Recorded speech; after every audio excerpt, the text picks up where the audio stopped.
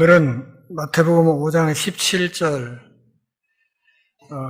이 말씀의 서론 부분만 잠깐 말씀을 드려야 할 것 같습니다. 저는 법을 전공한 사람이 아니고 그래서 법에 대해서 깊이 아는 바가 없습니다.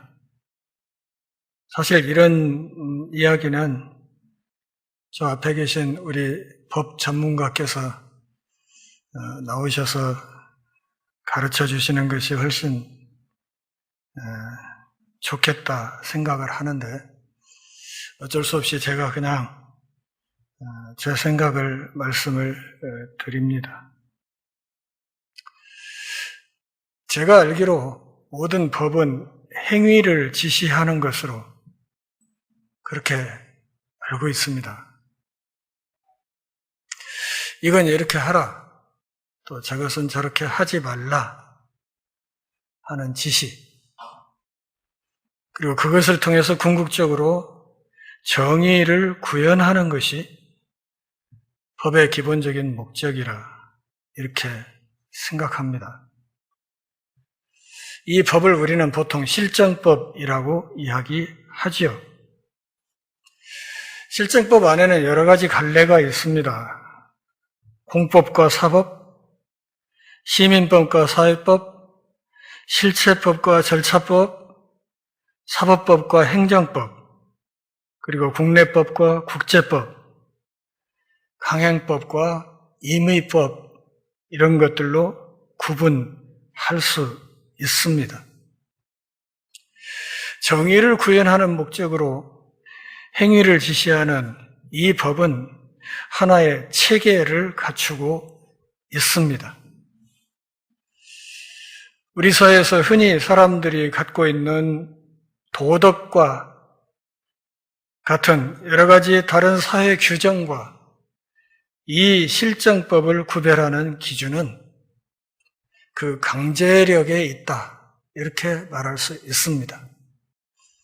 하라는 것을 하지 않을 때, 또 하지 말라는 것을 할 때, 그렇게 해서 정의를 흐트러뜨릴 때 이 법으로 강제력을 부여해서 정의를 바로잡아 나가는 것이 법이라, 이렇게 말하는 것이죠. 이 법을 함부로 적용하게 되면 인권이 유린되기 쉽기 때문에 우리 사회는 고시제도라는 것을 통해서 일정한 기준에 도달한 사람들에게만 판사, 검사, 변호사의 직임을 주고 그들을 통해서 사회의 정의를 구현해 나가고 있습니다. 그런데 잘 아시는 것처럼 요즘 우리 사회에 흔히 떠도는 법꾸라지라는 말, 그러니까 법이라는 말과 미꾸라지를 합쳐서 법꾸라지란 말이 의미하듯이 법을 잘 아는 소위 법의 전문가들이 이 법으로 정의를 구현하기보다는 이 법을 이용해서 오직 자신의 밥그릇만 키우는, 그러면서 자신이 하는 모든 범법 행위는 미꾸라지처럼 빠져나가는 선택적인 정의가 끊임없이 자행되는 그런 세상에 우리가 살고 있습니다. 제가 어렸을 적에 우리 사회 사람들의 평균 수명은 45세였습니다. 그때를 생각하면 저는 굉장히 장수한 사람에 속하고 그러기에 언제 이 세상을 떠나도 전혀 이상할 것이 없는 그런 나이가 되었습니다. 무슨 말인가 하면 이 세상에 더는 미련이 없다는 뜻입니다. 다만 저는 우리 자식 세대들 앞에 조상으로서 그들이 좀 더 살기 좋은 세상, 우리 자식들이 좀 더 안전하게 그리고 평화롭게 행복하게 살 수 있는 세상을 만들어주고 떠나는 것이 조상된 자의 책임이라 이렇게 생각하고 그런 세상을 만들기 위해 제가 할 수 있는 작은 힘이라도 끊임없이 보태려고 노력을 해왔습니다. 엊그저께 영화 그대가 조국이라는 영화를 보고 왔습니다. 이 영화를 제작하는데 저도 후원자로서 참여했기 때문에 특별히 남다른 의미가 있는 영화였습니다. 시간 되시면 한번 가서 관람하실 것을 권합니다. 우리 사회에 오래전부터 내려오는 이야기들, 법과 관련해서 참으로 슬픈 이야기들이 있지요. 유전무죄, 무전유죄. 유전무죄, 무전유죄, 이것을 넘어서서 요즘은 이 법을 악용해서 죄인을 제조하는 그런 지경에 이르기도 합니다. 예를 들어서 인혁당 사건을 보면 그것을 잘 알 수 있습니다. 원래는 인민혁명당 사건이지만 줄여서 인혁당 사건으로 더 잘 알려져 있습니다. 박정희가 삼선 개헌을 해서 삼선에 성공합니다. 물론 부정개표를 통해서 100만 표 차이로 간신히 김대중 후보를 누르고 세 번째 대통령 자리에 앉았습니다. 그리고 얼마 후에 유신헌법을 공포하고 영구 집권을 획책하기 시작했습니다. 그 과정에서 우리 사회 민주화 세력들이 그 저항이 참으로 만만치 않았습니다. 바로 이런 흐름을 잠재우기 위해서 만들었던 사건이 바로 인혁당 사건이었습니다. 이 인혁당 사건에 관련되었던 8명의 사람을 1975년 4월 8일에 사형 확정 판결을 하고 다음날 새벽 4월 9일에 사형을 집행해버렸던 사법살인이 우리나라에서 일어났습니다.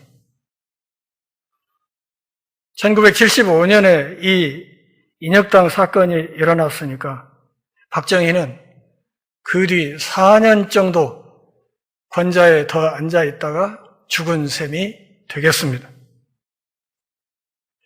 2007년 서울중앙지법에서 인혁당 사건의 당사자들에게 무죄가 선언되었습니다. 무죄가 선언되었다고 해서 사형 집행 당했던 사람들이 살아 돌아온 것은 아닙니다. 아, 그런 사건이 있었구나. 안 됐네. 이게 아니고, 여러분, 이 일이 내가 당한 일이었다고 생각하면 이것은 보통 문제가 아니지요. 한 사람이 죽는 것으로 끝난 것이 아니고 한 가정과 한 가문이 나라의 법 체계 아래서 허망하게 짓밟힌 것입니다. 아버지의 사랑과 돌봄을 받으며 커야 될 자식들이 애비 없이 자라난 가정들이 있다, 그런 말입니다. 서두에 법은 정의를 구현하기 위해서 만들어진 것이다 하는 말씀을 드렸습니다. 그 법이 법다운 역할을 하도록 만들기 위해서 저는 여지껏 노력을 해왔고 또 앞으로도 그러할 것입니다. 5장 17절에서 주님이 그렇게 말씀합니다. 내가 율법이나 선지자를 폐하러 온 줄로 생각하지 말라. 폐하러 온 것이 아니요 완전하게 하려 함이라. 예수님이 오신 목적, 법을 완전하게 하기 위함이라 이렇게 말씀하십니다. 그분이 법을 완전하게 하기 위해서 오셨다고 하면 그분을 믿는 그리스도인들은 어떻게 살아야 할 것 같습니까? 우리 역시 그 법을 완전하게 하기 위해서 노력하는 삶을 살아야 하지 않겠습니까? 그래야 우리 자식들이 우리가 살았던 그 어둠의 세월보다는 좀 더 밝은 세상에서 좀 더 행복하게, 좀 더 안정되게 자신의 꿈을 이루면서 살 수 있지 않겠습니까? 하버드 대학교의 법학 교수였던 해럴드 J. 버만은 법과 종교의 상호작용이라는 중요한 논문을 1974년에 발표했습니다. 인혁당 사건이 일어나기 1년 전이네요. 그는 서구 문화가 법과 종교에 대한 신뢰를 크게 상실했다고 지적했습니다. 이러한 신뢰 상실의 가장 중요한 원인 가운데 하나는 이 둘 사이의 급격한 분리라고 지적했습니다. 법과 종교가 완전히 따로 놀게 되었다는 것이죠. 그래서 신뢰를 상실하게 되었다는 겁니다. 버만은 종교가 없으면 행동에 대한 실행 가능한 규칙을 가질 수 없다고 결론을 내렸습니다.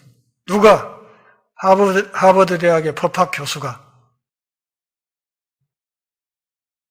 왜냐하면 종교만이 도덕과 법이 기반으로 할 수 있는 절대적인 기반을 제공하기 때문입니다. 우리 사회에 개독들이 따라가는 그런 종교 말고 진짜 종교라면 그렇다는 거예요. 저자는 절대자의 상실로 인해서 세상이 법의 상대주의에 빠지게 될 것을 두려워하고 있습니다. 인간이 권위 있는 종교의 관념, 심지어는 신의 관념에서 벗어날 때 그들은 절대 진리의 가능성에서 벗어난다고 보았습니다. 인간에게 남은 유일한 자원은 권위 있는 법이나 도덕 체계를 세울 수 없는 아주 미끄럽고 불안정하며 끊임없이 변화하는 실존적 상대주의뿐이라고 말했습니다. 종교가 없는 법은 결코 권위를 명령할 수 없다는 것입니다. 바로 이것이 오늘 우리 사회가 법꾸라지들이 설치는 세상이 된 결정적인 이유일 것입니다. 이 책에서 버만 교수는 뉴욕 대학교의 토마스 프랭크의 의견을 참조합니다. 토마스 프랭크는 종교와 대조되는 법이 분명히 실용주의적인 인간 과정이 되어 왔다고 보았습니다. 실정 법은 사람이 만든 것입니다. 신성한 기원이나 영원한 유효성을 주장하지 않는다고 보았습니다. 그러니까 버만의 견해하고는 약간 차이가 있습니다. 프랭크 교수는 판사가 결정에 도달할 때 진실을 제시하는 것이 아니라 문제 해결을 위해 실험하고 있으며 그의 결정이 상급 법원에서 번복되거나 이후에 기각된다면 그것은 그의 결정이 틀렸다는 것을 의미하는 것이 아니라 단지 그것이 시간이 지나면서 불만족스럽거나 부족하게 느껴졌다는 것을 의미한다고 보았습니다. 우리 사회에도 1심에서 유죄, 2심에서 무죄, 대법원에서 다시 유죄, 확정, 이런 일들이 얼마나 비일비재한지 모릅니다. 무슨 말인가? 법이 정의를 구현하는 수단이라고 믿기가 어렵게 되었다는 뜻입니다. 프랭크는 종교에서 분리된 법이 이제 실존적 상대주의로 특징 지어진다고 말합니다. 실제로 이제 어떤 사법적 결정도 결코 최종적이 아니며 법은 사건을 따르고 사람이 만든 것이라는 것이 일반적으로 인정된다고 보았습니다. 그래서 똑같은 사건을 두고 인혁당 사건에서는 1971년, 75년도에 피고인들에게 사형을 집행했지만 2007년도에는 그들이 무죄라고 서울중앙지법이 발표했던 것입니다. 문제는 한 번 떠난 인간의 생명은 돌아오지 않는다는 것입니다. 한 번 지나간 세월은 돌이킬 수 없다는 것입니다. 범한 교수는 계속해서 법이 실험에 불과하고 판결이 직감에 불과하다면 개인이나 집단이 자신의 이익에 맞지 않는 법이나 명령을 준수해야 되는 이유가 무엇이냐고 묻고 있습니다. 그렇지 않습니까? 내게 유리하면 그게 법이고 내게 불리한 것은 법이 아니라고 하는 이런 생각을 가진 사회에 정의가 어떻게 구현될 수 있느냐, 그런 말입니다. 우리 사회의 법은 이미 법꾸라지들에게 자리 밥그릇의 도구가 된 지 오래입니다. 어떤 일이라도 걸어서 표적이 정해지면 걸어서 죄인으로 만들어서 영장 청구하고 압수수색해서 천하의 몹쓸 죄인으로 만드는 일이 아주 쉬워진 세상이 되었다, 그런 말이에요. 당한 사람들만 당한 것이 아니고 이런 일들은 오늘이라도 저도 당할 수 있고 여기 앉아 계신 여러분들도 당할 수 있는 일입니다. 그리고 당해보면 그때 비로소 내가 그때 투표를 그렇게 하는 게 아닌데, 그리고 백날 후회를 해봤자 소용은 없습니다. 해럴드 버만 교수의 말이 맞습니다. 절대자가 없는 규칙은 힘과 강압의 권위를 제외하고는 권위가 없습니다. 무슨 말인가? 하나님을 버리면 진리도 버려진다는 것입니다. 진리가 버려지면 도덕과 법의 기초도 버려집니다. 사람의 사상과 감정의 이해관계에 따라서 옳고 그름이 변한다는 철학적 인본주의에는 일관된 법 제도가 세워질 수 없습니다. 우리 사회에 삼심제라는 제도가 있죠? 1심, 그 다음에 항소하면 2심, 상고하면 대법원 판결. 왜 삼심제를 두었습니까? 그 판결이 하지 못할 수 있다는 전제가 깔려있기 때문입니다. 그게 적절하고 정확할 것이라고 판단하면 굳이 삼심이 무슨 필요가 있습니까? 한 번이면 끝나는 것이죠. 안 그렇습니까?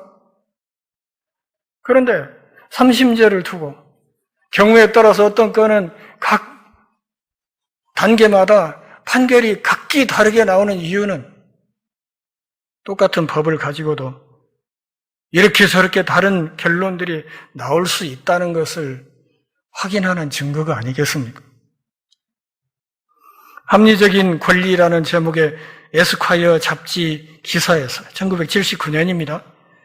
피터 스타인펠스는 종교에 기반한 문화가 없는 상황에서 어떻게 도덕적 원칙에 기반을 두고 사회 제도를 궁극적으로 합법화할 수 있느냐고 묻습니다. 그의 분명한 대답은 그럴 수 없다는 것입니다. 종교적 절대자가 없다면 실제 법의 근거도 있을 수 없다는 이야기입니다. 사람들은 사법적 추측에 불과한 법률을 존중하지 않거나 오랫동안 순종하지 않을 것입니다. 상대주의의 바다를 떠돌아다니는 사악하고 신이 없는 사회는 그 사회의 기초도 닷도 흔들리지 않는 기준점이 없다는 것을 깨닫게 됩니다. 법은 선호의 문제가 되고 또는 권력의 문제가 됩니다. 권력이 궁극적으로 국민에게 귀속되는 민주주의는 특히 혼돈에 취약하다는 것이 오늘 우리 사회를 통해서 증명됩니다. 대한민국의 모든 권리는 국민으로부터 나온다. 그런데 우리 사회는 엉망진창이 아닙니까?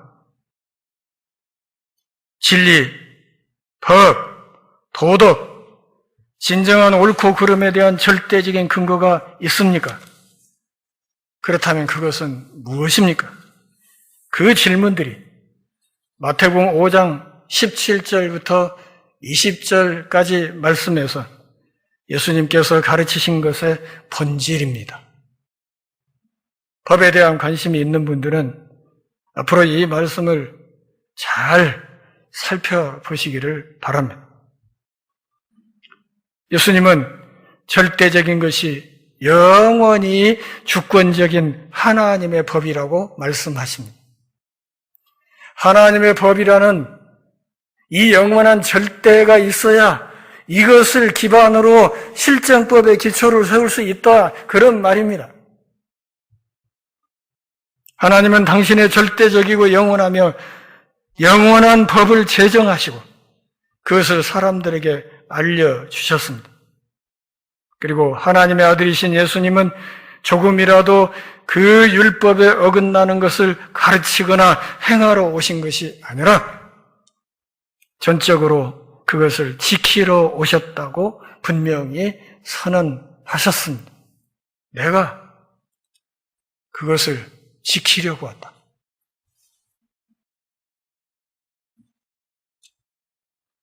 우리는 시대가 변했기 때문에 성경이 우리 시대에 맞지 않는다는 말을 계속해서 들어왔습니다. 물론 진실은 그 반대입니다. 성경은 하나님의 완전하고 영원하며 무오한 말씀이기 때문에 성경은 항상 적합합니다. 그것은 진정한 적합을 측정하는 유일한 기준입니다. 성경에 맞지 않는 것은 세상이고 세상이 변해서가 아니라 성경이 변하지 않았기 때문입니다.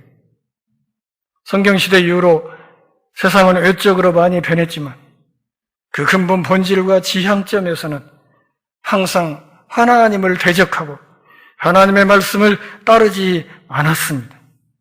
한마디로 이 세상은 성경에 맞지 않습니다. 지금 우리나라는 성경의 원칙에 맞지 않는 나라입니다. 저는 이렇게 혼란스러운 세상에서 내 자식들이 살게 될 것이 너무 가슴 아픕니다. 또한 성경은 하나님에 대하여 그리고 옳고 그름에 대한 다양한 사람들의 생각의 모음뿐이라는 주장도 제시됩니다. 그 사람들이 만든 것이고 여기서 저기서 좋은 걸 모아다가 짜집게 해놓은 거지. 그게 성경이지. 이런 견해들이 많이 있지요. 그러므로 성경에 대한 한 사람의 해석은 다른 사람의 해석만큼이나 훌륭하며 독단주의가 설 자리가 없다는 이야기도 합니다. 그것도 어느 정도는 맞는 이야기입니다. 사람들은 자신에게 맞는 성경의 일부 또는 전부를 믿거나 혹은 믿지 않거나 따르거나 따르지 않을 자유가 있습니다. 그것도 맞습니다. 문제는 그 자유에 책임이 따른다는 것입니다. 각 사람은 성경에 대한 나름의 재판관이 되며 대부분의 최종 결과는 성경을 완전히 무시하는 길로 나가버리게 된다는 것입니다. 그러나 예수님을 진지하게 받아들이고 성경을 진지하게 받아들이지 않는 것은 불가능합니다. 내가 예수를 진짜로 잘 믿는데 그러면서 성경은 안 믿는다. 이건 불가능한 것이라는 거죠. 예수께서 절대적인 진리를 말씀하셨다는 것을 믿으면서 성경을 절대적인 진리로 여기지 않는 것 또한 불가능합니다. 예수를 믿는다 하면 성경을 전적으로 믿고 따른다는 전제가 깔려 있는 것입니다. 왜냐하면 그것이 바로 예수님께서 가르치신 것이기 때문입니다. 내가 율법을 완성하고 그것을 다 지키기 위해서 왔다.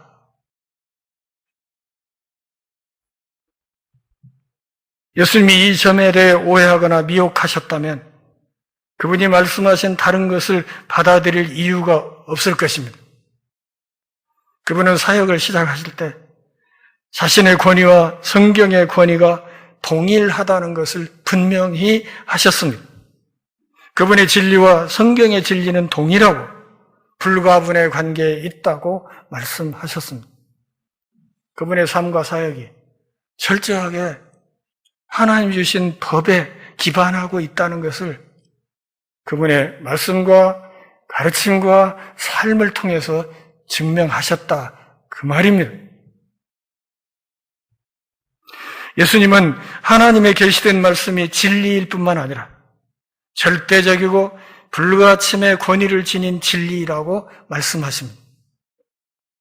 그분은 가르치고 성역을 베풀기 위해 오셨고 그분의 왕국 시민들에게 그 법 앞에 무릎을 꿇고 순종하라고 명령하신 것도 바로 그분의 그 권세 안에서였습니다. 주님이 말씀하십니다. 성경이 말하게 하라. 모든 상황에서, 모든 문제에서, 모든 고민에서 성경이 뭐라고 말을 하고 있지? 이것을 생각해야 된다. 그러면 성경이 뭐라고 했지? 이 상황에서 성경은 어떻게 가라고 하고 있지?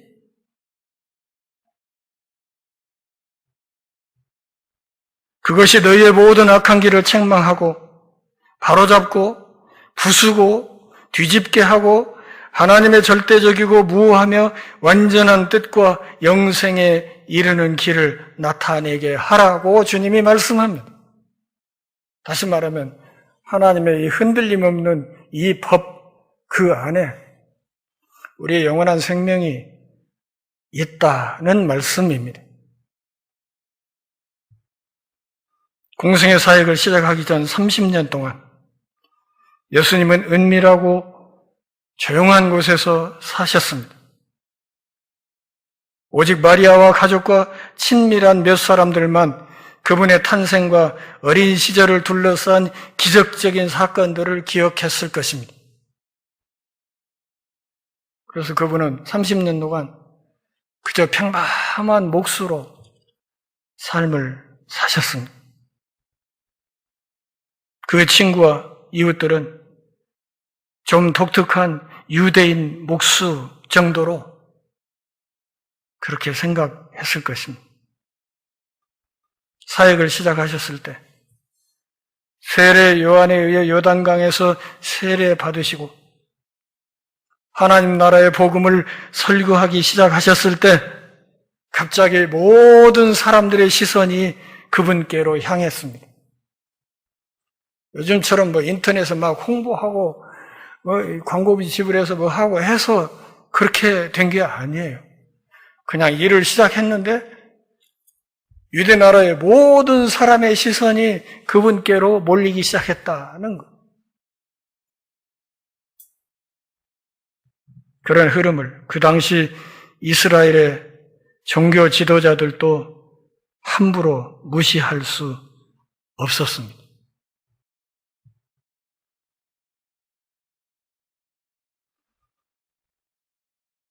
한번 묻겠습니다. 여러분의 법은 무엇입니까? 지금껏 여러분 한 분 한 분의 삶을 추동해온, 삶을 이끌어온, 삶을 뒷받침해온 그 법이 도대체 무엇입니까?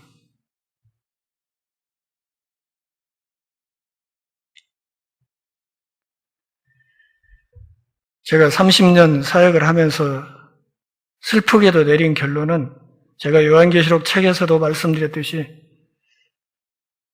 사람들의 법이 하나님의 말씀이 아니라 제 밥그릇이구나. 결정적인 순간에는 자기 밥그릇을 따라가는구나. 결정적인 순간에는 밥그릇 차지하는 쪽으로 생각을 돌리는구나. 그것이 너무 슬프고 가슴 아프고 그리고 하나님 앞에 부끄러웠습니다. 혹시 나의 욕망이 나의 법은 아닌가? 혹시 나의 밥그릇이 나의 법은 아닌가? 그렇다고 치고 그러면 그 욕망의 법, 내 밥그릇의 법, 그것을 따라가면 나의 행복은 영원할 것인가? 한번 잘 생각해 보시기를 바랍니다. 늘 하던 이야기 한 번 더 드립니다. 2122년 5월 달에 어디서 무엇 하시겠습니까? 기도하겠습니다. 하나님 아버지, 오늘도 우리가 함께 모여 주의 말씀을 들으며 신앙의 옷깃을 예밀 기회해 주셔서 고맙습니다.